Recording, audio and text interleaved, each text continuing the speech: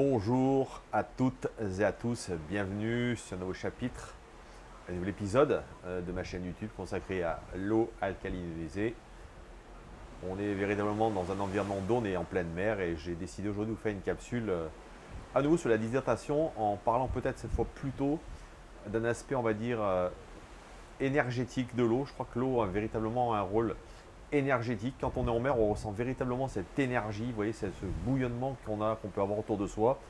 Simplement le fait de respirer en pleine mer, je suis sûr que c'est complètement différent que lorsqu'on respire, lorsqu'on est à terre. Et ça, on s'en rend très vite compte si on reste un petit moment en mer. Alors je vous le rappelle, cette chaîne YouTube ne fait aucune allégation médicale. L'eau alcaline ionisée ne se substitue à aucun traitement médical, quel qu'il soit. Si vous êtes malade, c'est un professionnel de santé qu'il faut rencontrer qui lui seul pourra poser un diagnostic sur votre pathologie et vous indiquer des solutions. Cette chaîne n'a qu'un but informatif, simplement vous faire prendre conscience de l'importance d'une hydratation de qualité, car sachez que 99,99% de vos cellules sont faites d'eau et l'énergie qui s'y trouve est extrêmement importante. Je produis 2 capsules par semaine, une le dimanche, une le mercredi. Et vous pouvez via la page d'accueil de ma chaîne YouTube qui apparaît ici à l'écran, me poser toutes les questions que vous souhaitez sur une thématique que je n'aurais pas évoquée sur cette chaîne ou peut-être simplement sur l'utilisation de votre ioniseur. Alors j'ai décidé finalement sur cette capsule de mettre en lumière, vous voyez finalement cet élixir de vie qui est l'eau.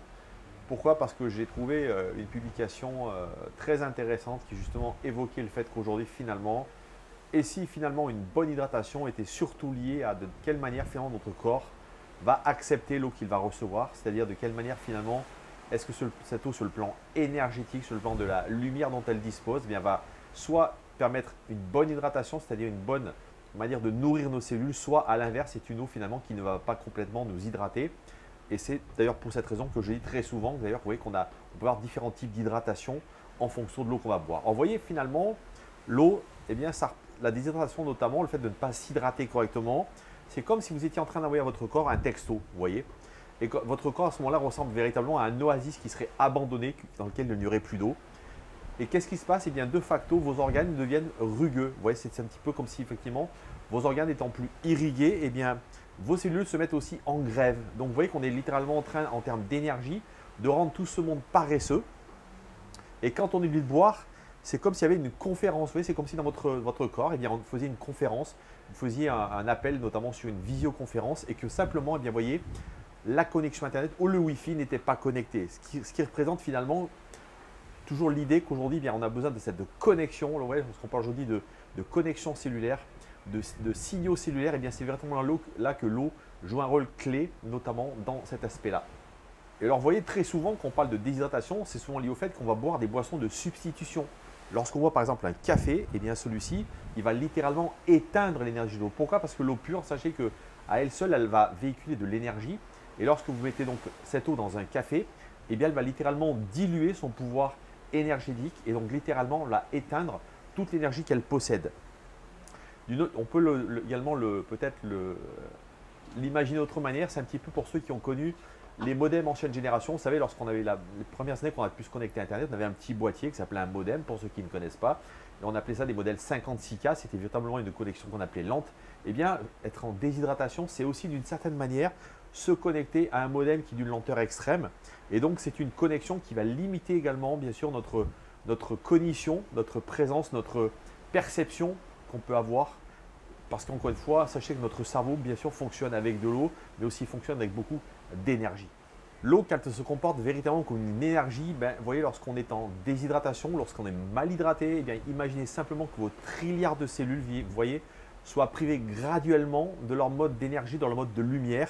Et ce qui va se passer, c'est qu'effectivement, vous êtes en train de déconnecter littéralement vos cellules, vos neurones dans votre cerveau de leur source originelle. Alors, au contraire, l'hydratation, qu'est-ce qu'elle va représenter sur le plan de l'énergie? C'est elle qui va réveiller vos organes. Encore une fois, lorsqu'on a des organes correctement irrigués, eh bien, on comprend que facilement, à la fois sur le plan métabolique, mais surtout énergétique, ceux-ci vont beaucoup mieux fonctionner.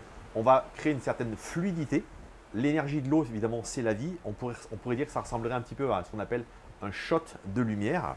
La déshydratation, imaginez que c'est comme si vous êtes en train de sécher de l'intérieur. Vous voyez, vous ressembleriez peut-être à un cactus de l'extérieur au lieu de ressembler à une rivière, à un torrent qui est vivifiant et énergétique.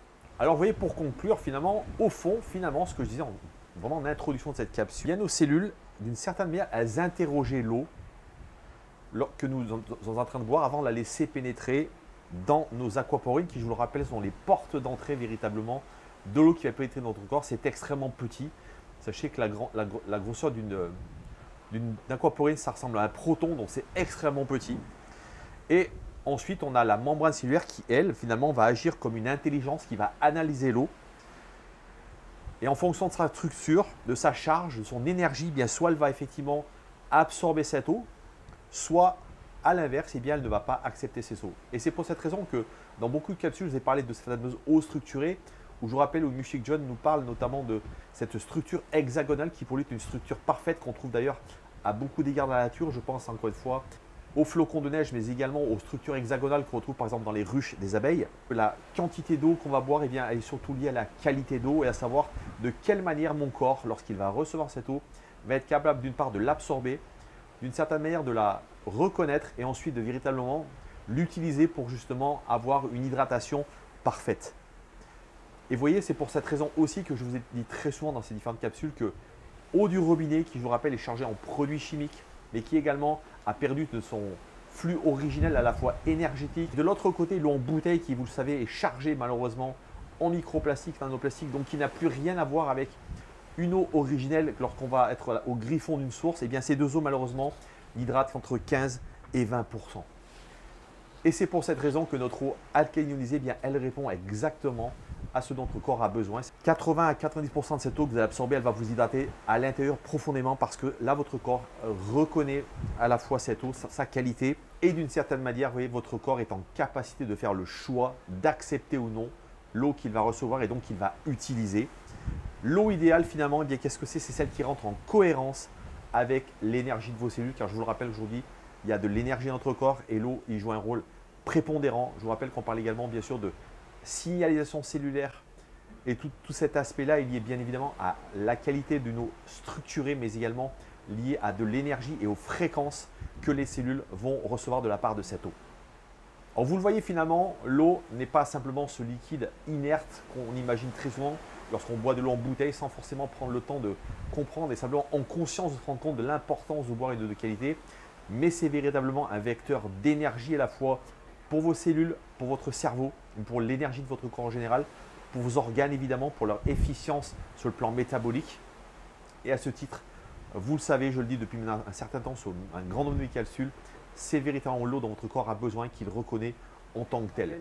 L'eau alcaline ionisée, c'est trois propriétés. La première, c'est une eau alcaline qui va tamponner l'excès d'acidité, mais également renforcer le niveau de votre tampon alcalin. La deuxième, c'est une eau antioxydante, anti-âge, anti-rouille, anti-âge, qui va finalement agir un peu comme le vernis sur la peinture d'une voiture pour empêcher la corrosion de cette peinture, de la perforation de la rouille, mais de la même manière pour permettre à votre corps, à vos cellules, mais à votre peau, de pouvoir limiter les dégâts causés par les radicaux libres et l'oxydation cellulaire. La troisième, c'est une eau microstructurée, hexagonale. On vient d'en parler, donc c'est vraiment cette forme particulière qui va justement favoriser une hydratation optimale, permettre surtout un meilleur nettoyage cellulaire et surtout vous redonner beaucoup d'énergie. Je vous souhaite une bonne fin de journée. Je vous dis à très bientôt et surtout, prenez soin de vous.